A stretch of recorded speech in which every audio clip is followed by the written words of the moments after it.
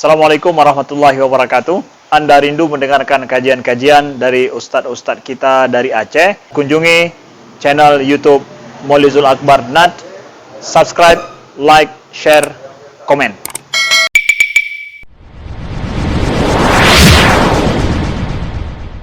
Assalamualaikum warahmatullahi wabarakatuh. Alhamdulillahi rabbil alamin. Hamdan katsiran tayyiban mubarakan fih. Asyhadu an la ilaha illallah wahdahu la syarika lah wa asyhadu anna Muhammadan 'abduhu wa rasuluhul karim. Allahumma shalli wa sallim ala nabiyyina wa sayyidina al-Mustafa Muhammadin wa ala alihi wa ashabihi ajma'in. Amma ba'd. Rabbi syrah li sadri wa yassir li amri wahlul 'uqdatam min lisani yafqahu qawli. Segala puji bagi Allah, kemudian salawat dan salam kepada Rasulullah, pada keluarga dan seluruh sahabat-sahabatnya. Ya Allah muliakan insya-Allah bapak-bapak dan ibu-ibu serta guru-guru kami, dan khususan pada hari ini kita kedatangan tamu, yaitu Bapak Dandim yang telah menyempatkan waktu berhadir di tengah-tengah kita. Dan semoga Allah Subhanahu wa taala melindungi, merahmati dan memberi pahala setiap langkah kita insya-Allah. Bapak Ibu yang Allah muliakan, sebagaimana biasa kita akan membahas isi kitab At-Targhib wa Tarhib dari Imam Al-Munziri yang berisi tentang anjuran dan ancaman dalam ibadah. Kita masih membahas seputar perkara-perkara salat. Di pertemuan yang lalu kita sudah membahas di antara salah satu ancaman, yaitu orang-orang yang dalam salatnya menengadah atau melihat ke langit-langit. Tidak dibolehkan dalam kondisi makruh, terlarang salat dalam keadaan melihat ke langit-langit atau menengadah ke atas. Kata Rasulullah, kalau itu dilakukan secara terus-menerus, tidak berhenti, maka Allah akan cabut pandangannya. Allah akan butakan matanya. Kita sudah jelaskan di minggu yang lalu, buta mata bisa bermakna buta benaran atau bisa bermakna buta mata hatinya. Bagi mereka yang salat tapi pandangannya melihat ke atas. Ke atas tidak boleh, ke depan pun tidak boleh. Jadi pandangan mata kita itu disuruh melihat ke tempat sujud.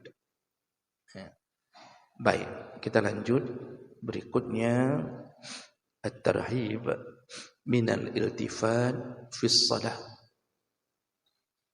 Ancaman berikutnya yaitu tentang menoleh di dalam salat.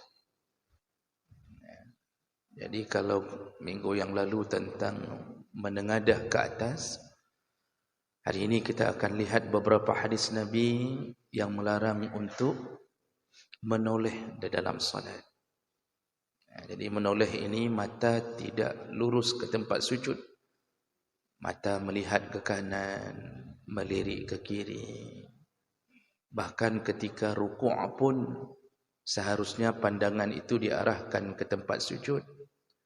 Tapi ada orang yang matanya bukan ke tempat sujud, tapi dia lihat ke arah kanan, ke arah kiri. Bahkan sebenarnya pandangan kita tidak disuruh melihat ke arah kaki kita, apalagi ke kaki orang. Ke kaki kita saja itu tidak disuruh begitu, apalagi sampai melihat ke kaki orang. Karena kalau sudah melihat ke arah kaki orang, kaki kita, itu akan merusak khusyuk. Apalagi kaki orang penuh dengan kurap, banu, kadas. Lalu kemudian kita lihat ke arah kaki kita, lebih parah lagi daripada kaki orang. Dan itu bisa menghilangkan khusyuk. Makanya pandangan itu ke tempat sujud. Sebelum saya lanjut dengan beberapa hadis, perlu kita tahu kenapa Nabi sampai melarang hal-hal detil begini. Karena amal pembuka kunci amal yang lain adalah salat. Kalau salat ini tidak benar, seluruh kebaikan kita yang lain tidak dianggap oleh Allah Subhanahu wa taala. Mau bersedekah triliunan rupiah, mau puasa Senin Kamis tiada henti, mau salat tahajud ratusan rakaat, tapi kalau salat wajib tidak diterima Allah, maka Allah abaikan semua amal yang lain.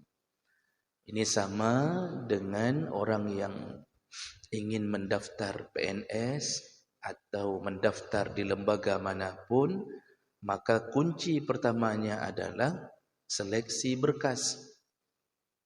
Kalau berkas tidak lulus, maka sepintar apapun kita tidak dipanggil untuk wawancara. Begitu ibaratnya. Maka jagalah salat sebaik-baiknya. Oh, kita ada salat, tapi kurang sedekah. Bagus salat kita, puasa sunnah tidak pernah. Itu masih aman. Itu lebih aman posisi kita nanti di hadapan Allah Subhanahu wa taala. Karena ada seorang sahabat yang bertanya kepada Nabi sallallahu alaihi wasallam, "Ya Rasulullah, dullani ala amalin yudkhilanil jannah." Ya Allah, tunjukkan aku amal yang bisa memasukkan aku ke dalam surga. Jadi pertanyaan sahabat serius. Sahabat kalau bertanya ingin mengamalkan, bukan bertanya hanya sekedar mendengarkan. Lalu kemudian Rasulullah ternyata menjawab sederhana. Apa kata Rasulullah? Aqimus salah, dirikanlah salat. Wasumu Ramadan, puasalah Ramadan. Lalu kemudian wa atuz zakah, bayarlah zakat. Wa atimmul hajjah, datangilah panggilan haji. In istata'ta ilaihi sabila, kalau engkau sudah mampu. Sudah, kata Nabi, itu engkau masuk surga. Sahabat ini heran, enggak ada yang lain ya Rasulullah. Amal lain enggak ada, itu aja. Apa kata Nabi? Ya, itu saja. Lalu apa kata sahabat ini? Baik, kalau begitu aku hanya melakukan yang ini saja. Aku tidak akan melakukan yang lain, kata sahabat itu. Ini hadis. Lalu dia pergi.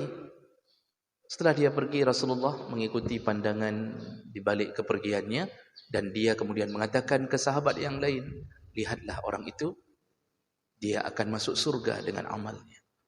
Nah, jadi Bapak Ibu yang Allah muliakan, ini amal wajib nih yang perlu dijaga. Kita kadang-kadang salah kaprah, Pak. Terlalu hebat beramal dengan amal sunnah yang wajib tidak dijaga. Kan banyak orang begitu, apalagi menjelang 2024, banyak kali amal sunnah yang dilakukan. Sedekah di mana-mana, semua di mana-mana. Tiba-tiba yang wajib enggak pernah. Nah, ini bermasalah ini orang.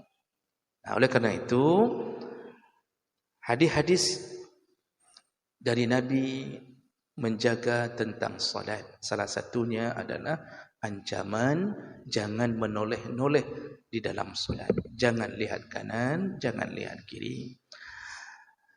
Di antara hadis-hadisnya dari Aisyah radhiyallahu anha qalat, Sa'altu Rasulullah sallallahu alaihi wasallam 'anit talaffuz fi shalah. Aku bertanya kepada Nabi sallallahu alaihi wasallam tentang at-talaffuz fi shalah. Tentang menoleh di dalam salat. Apa hukum menoleh di dalam salat? Faqal, Rasulullah berkata, ikhtilasun yakhtalisuhu syaitan min salatil abdi. Orang yang menoleh di dalam salat, dia telah berhasil dicopet oleh syaitan. Ini bahasa Nabi. orang yang menoleh di dalam salat, dia telah berhasil dicopet oleh syaitan. Hadis riwayat Bukhari, Abu Daud, Nasai dengan derajat yang sahih. Bapak Ibu yang Allah muliakan, bahasa Nabi dicopet, tidak dirampok. Karena orang yang dirampok diambil dari rakaat pertama sampai rakaat terakhir oleh syaitan. Itu dirampok oleh syaitan. Tapi bahasa Nabi dicopet. Di tengah-tengah salatnya, dia sempat memalingkan wajahnya atau memalingkan atau melirik dari dua biji matanya ke arah bukan tempat sujud. Walaupun cuma sekejap, dia dicopet. Seperti seorang pencopet ikhtilas. Jadi bahasa Arab kalau dipakai ikhtilas, itu dicopet dengan cepat. Dan pemilik tidak tahu, itu ikhtilas. Kalau pencuri, itu disebut sariqah, yasriqu, itu mencuri. Itu dipersiapkan betul oleh pencuri. Jadi orang-orang yang menoleh di dalam salat, mereka telah berhasil dicopet oleh syaitan. Nah, ini sebenarnya Nabi ingin mengatakan buruknya perbuatan ini. Kenapa bisa-bisanya syaitan mencopet? Rencong kanan kiri, dompet hilang di tengah. Padahal imam begitu indahnya membaca. Suasana masjid nyaman, AC lengkap. Kok bisa dicopet? Apa efek dari dicopet itu? Mengurangi pahala salat. Artinya kita sudah mulai terbuai oleh syaitan sehingga mata kita melirik ke kanan atau ke kiri. Dalam hadis yang lain, Rasulullah sallallahu alaihi wasallam menyebutkan an Abi Hurairah radhiyallahu anhu qala awsani khalili bisalas. Abu Hurairah berkata, aku diwasiatkan oleh Nabi dengan 3 perkara. Wa nahani an salas. Lalu aku dilarang oleh Nabi untuk melakukan 3 perkara. Nah, ini kalau yang diwasiatkan oleh Nabi, itu disambung dalam hadis yang lain. Nabi mewasiatkan kepada Abu Hurairah, jangan pernah tinggalkan salat witir sebelum tidur. Jangan pernah tinggalkan salat duha, kata Rasulullah. Dan jangan pernah tinggalkan puasa 3 hari dalam sebulan. Ini yang diwasiatkan oleh Nabi.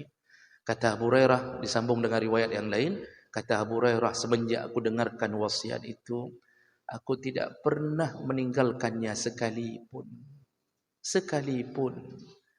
Maka Bapak Ibu, sebelum kita sambung, berusahalah mengamalkan yang diminta oleh Nabi, karena kalau Nabi yang minta, jaminannya surga. Kita ini kalau diminta oleh seseorang untuk melakukan perintah seseorang, tidak ada jaminan. Gaji pun tidak bertambah. Ada bertambah gaji, Pak. Kita diminta untuk masuk jam kantor sekian, pulang sekian, tidak boleh lewat sedikit pun jam 7 fingerprint. Bertambahkah gaji? Tidak. Udah 10 tahun gaji tetap 2.100.000. Potong BPJS 300. Tinggal 1.800.000. Anak menangis 2 kali, tinggal 1 juta. Tidak bertambah. Tapi kalau Allah dan Nabi yang suruh, dipastikan surga untuknya. Itu wasiat dari Nabi untuk Abu Hurairah. Nah, di sini fokusnya yang dilarang oleh Nabi, kata Rasulullah, kata Abu Hurairah, 3 perkara. Aku dilarang untuk melakukan 3 perkara. Apa dia? Nahani an naqratin ka naqratid dik. Janganlah engkau salat. Aku dilarang untuk salat seperti salatnya ayam yang mematuk makanan. Naqrah. Nah, makanya moncong ayam itu disebut minkar. Naqara yangkir, minkar, moncong ayam. Ayam kalau mematuk makanan, itu cepat sekali gerakannya, Pak. Cepat sekali. Itu tidak ada jeda itu. Dia langsung melakukannya secepatnya. Orang yang salat seperti ayam mematuk makanan, dipastikan salatnya tidak diterima Allah Subhanahu wa taala. Dipastikan. Jadi tidak usah berdalih membuat tarawih 7 menit 20 rakaat, lalu ketika diwawancara mengatakan ini supaya orang-orang yang malas pun salat. Kami membuat ini agar semua orang dalam Ramadan salat. Jadi memilih tempat kami supaya mereka pun tidak meninggalkan salat tarawih. Dibuat 7 menit 20 rakaat. 1 rakaat pun tidak diterima Allah SWT. Dipastikan. Kenapa? Kehilangan rukun salat, iaitu tumak nina. Jadi harus ulang itu salat. Wajib ulang, tidak diterima Allah.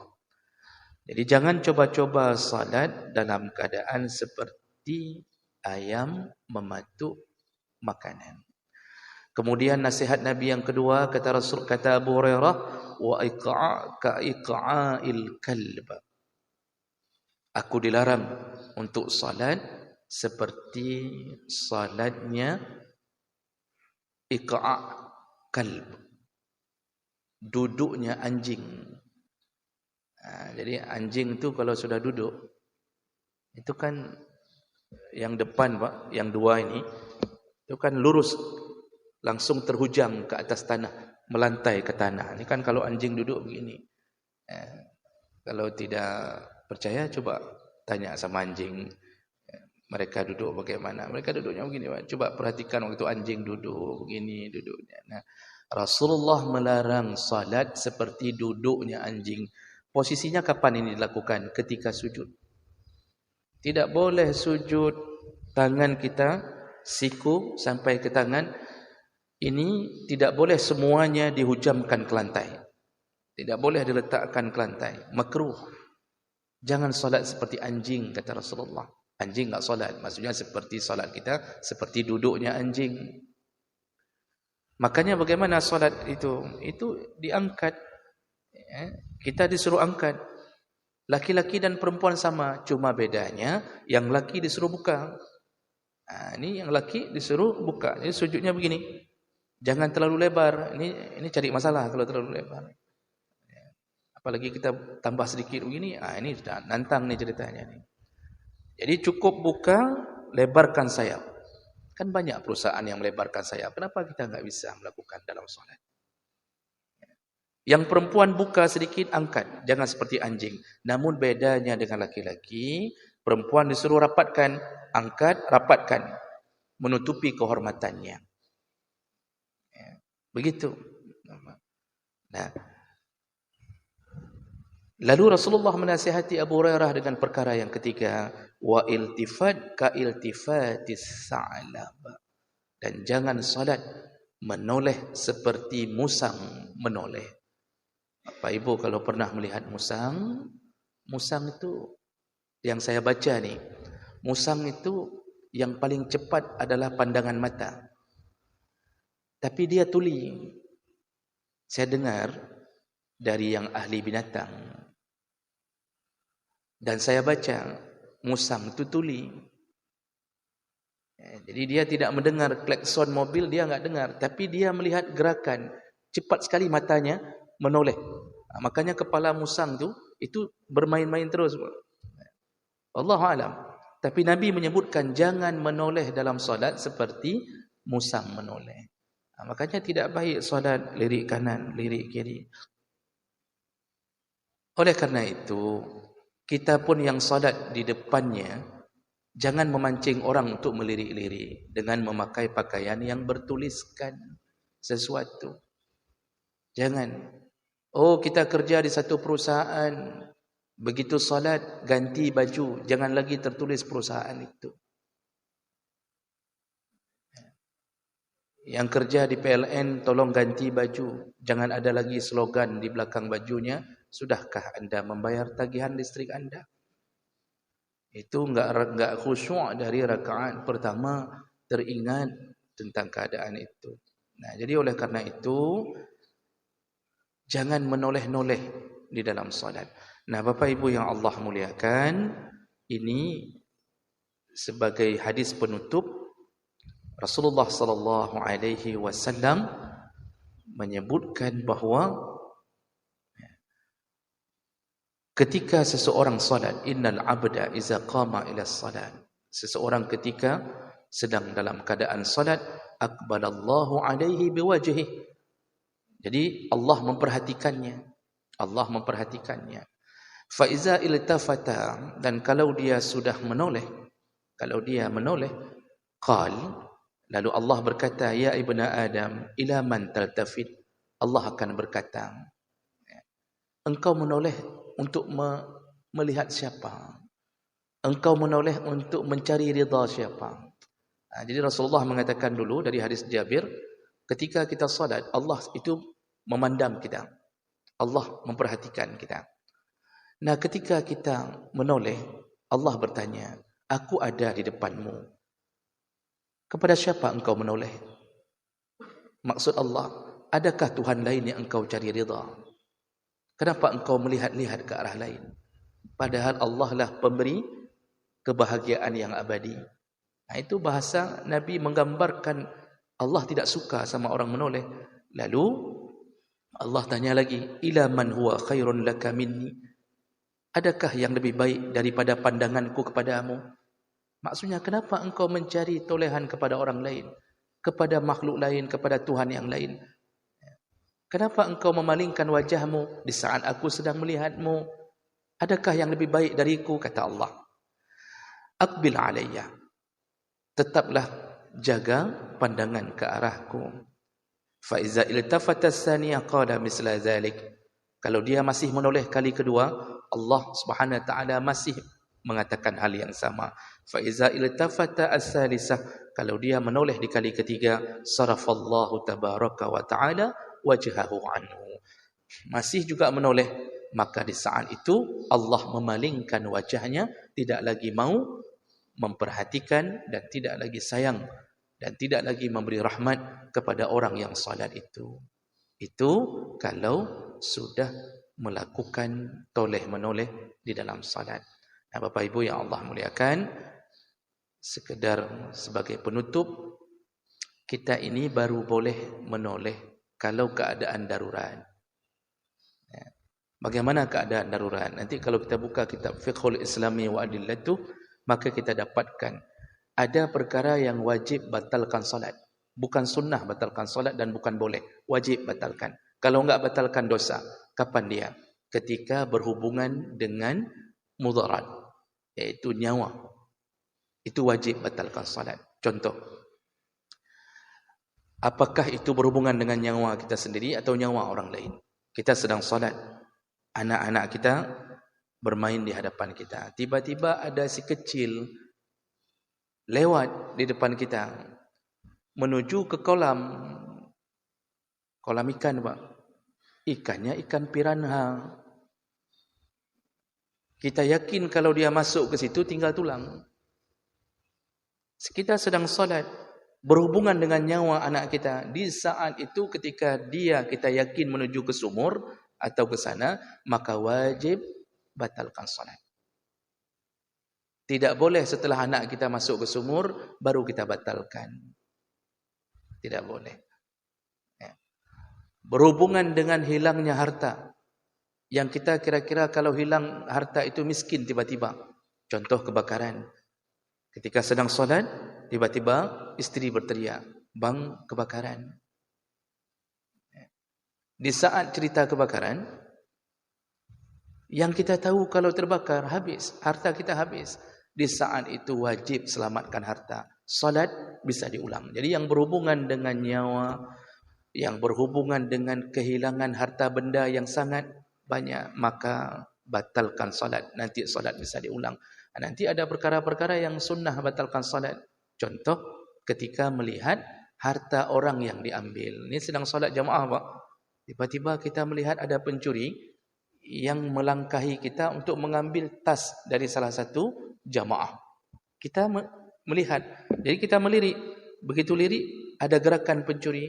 Di saat itu disuruh batalkan salat, disunnahkan batalkan salat untuk menyelamatkan harta saudara kita. Jadi teriak pencuri, tangkap. Kita salat, tiba-tiba di parkir ada gerakan-gerakan pencurian Honda atau motor. Maka disuruh untuk batalkan solat dalam keadaan sunnah, menyelamatkan harta, walaupun bukan motor kita,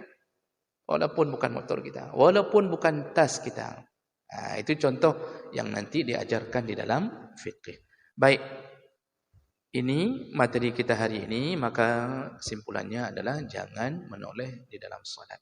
Dan Bapak Ibu, karena kita hari ini dihadiri oleh Dandim, maka saya putuskan di sini dan saya mohon izin untuk Bapak Dandim memberikan sedikit pengarahan, karena sebenarnya kedatangan ini juga selayaknya kita mendengarkan pengarahan ini sedikit, dan saya cukupkan pengajian di sini mungkin 5 menit, 7 menit.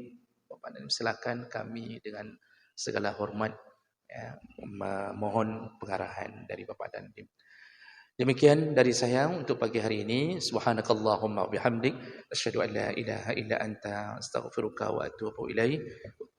Wassalamualaikum warahmatullahi wabarakatuh.